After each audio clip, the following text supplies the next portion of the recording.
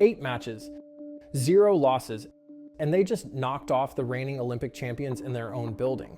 That's where the Japanese men's national volleyball team sits right now, 3 weeks into the 2026 Volleyball Nations League. 20 points, first place. And they didn't get there by beating up on weak teams. They got there by outlasting some of the best rosters on the planet, one 5-set war at a time. Let's start with the number that should scare everyone else in this competition: 4. That's how many of Japan's last 7 matches have gone the full 5 sets. Poland, Iran, the United States, France. Every single one of those teams had this match won at some point, and every single one of them let it slip. The France result is the one that's making people pay attention. On June 28th in Orléans, in front of over 8,000 fans who came out to watch their Olympic champions defend home turf, Japan went down 2 sets to none. 28-30 in the first, 19-25 in the second. This is the team that won gold in Tokyo and gold again in Paris. Most teams in this position start thinking about damage control. But that was not the plan of the Japanese team. They took set 3 comfortably, 25-17. Then came set 4, the set that actually decided the match. France had 3 match points, 3 separate chances to close it out at home, in front of their own crowd, and end Japan's unbeaten run right there.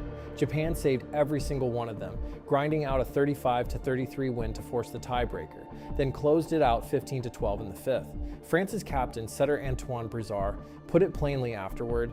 "It's tough now," he said. "We played a great game, but they never gave up. Until the end, they were Japan."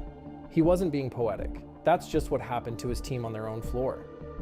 Here's the part that should worry the rest of the field even more.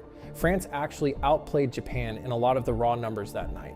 21-year-old outside hitter Mathis Henault put up a team-high 24 points for the French. Opposite Stephen Boyer added 21. Middle blocker Francois Huot stuffed 4 blocks on his way to 14. That's a team that showed up and played well. It still wasn't enough. Brizard admitted it himself. These games are won on details. And right now, Japan owns the details. That win extended Japan's streak to 8 consecutive victories since the tournament opened, and it's not one guy carrying this. That's the story here. Different players are winning different matches. Go back 4 days earlier, June 24th, also in Orléans. Japan faced the United States, and this time their own captain Yuki Ishikawa, the all-time leading scorer in VNL history, was held to just 7 points. Their star opposite, Yuji Nishida, didn't even play. By most logic, that's a bad night for Japan. Instead, 24-year-old outside hitter Ran Takahashi had the best match of his tournament. 26 points, 22 of them kills, plus 2 blocks and 2 aces, including the point that won the match. Opposite Kento Miura backed him up with 20 more, every single one a kill. Japan won that one 18-25, 25-21, 20-25, 25-22, 15-13. Another 5-setter, another comeback, another example of the bench stepping up when the stars had an off night. Miura's take afterward: "We knew that his match was going to be very difficult, but we were ready for it, and I think we played better than yesterday." The night before that, Japan needed a tiebreaker just to beat Iran, their 6th win in 6 matches at that point. Ishikawa, back to full strength, led with 22 points, including an ace. Takahashi added 19 more. Middle blocker Larry Ikevbadidan put up 5 blocks. Japan hit an overall 66% success rate in attack that match, a number that, for context, most teams would consider an excellent single set, not a full match average. And it started even earlier than that in Linyi, China, during week 1. Japan opened with a straight set win over Ukraine, then beat the reigning VNL champions Poland in 5 sets. Takahashi dropped 26 points in that one alone. 24 kills at a 62% hitting rate with 2 aces in the 5th set to close it out. That single result knocked almost 9.5 ranking points off Poland and helped bump them out of the world's #1 spot. Then Japan beat China in 4 sets and closed the week by beating Slovenia, the team's 4th straight win to open the tournament, the only undefeated squad in the competition heading into week 2. That Slovenia match had its own milestone buried in it. Yuji Nishida needed just 6 points to reach 1,000 career points in VNL history. He put up 17. That puts him at 1,011 total, 3rd all-time in the competition, behind only his own teammate Ishikawa. at 1,073 and the Netherlands' Nimir Abdelaziz at 1,012. Two of the top 3 scorers in Volleyball Nations League history are on this Japanese roster right now, playing on the same team in the same rotation. Ishikawa's reaction after that Slovenia win says something about how this team operates.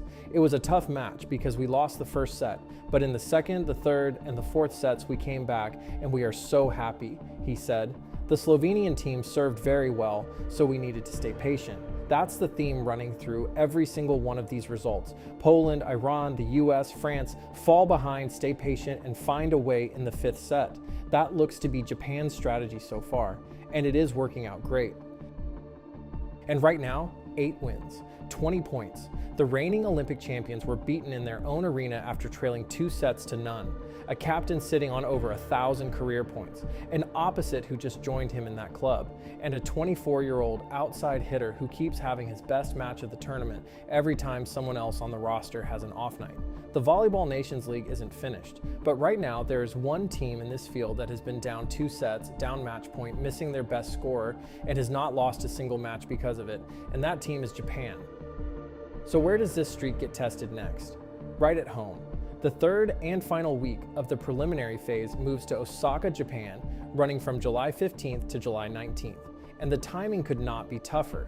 Japan's pool in Osaka includes Argentina, Belgium, Cuba, Canada, and Italy, the reigning world champions and previous VNL runners-up. Depending on whose count you trust, Italy sits at or near the very top of the FIVB world ranking right now, in the conversation with Poland as the best team on the planet. This isn't a trap game, this is the main event. The Japan-Italy match is set for July 15th at 7:20 in the evening local time, and it's the kind of matchup Japan hasn't faced yet in this tournament.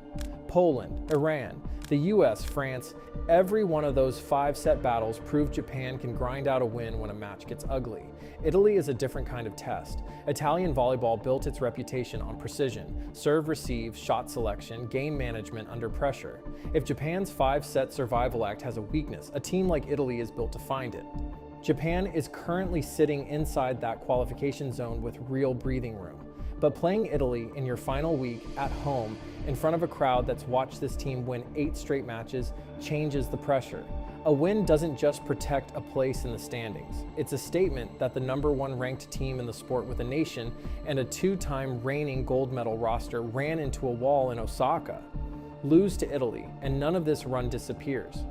8 straight wins, 5-set escapes against Poland and Iran and the US and France.